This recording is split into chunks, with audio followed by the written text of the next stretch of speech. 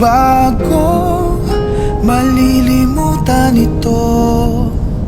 Kahirap nang maulit muli ang naiwan nating pag-ibig.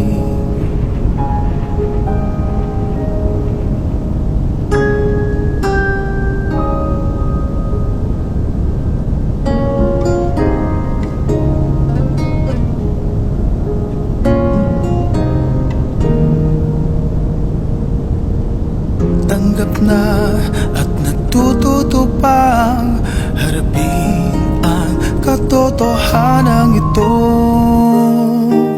Tuloy pa rin ang awit ng buhay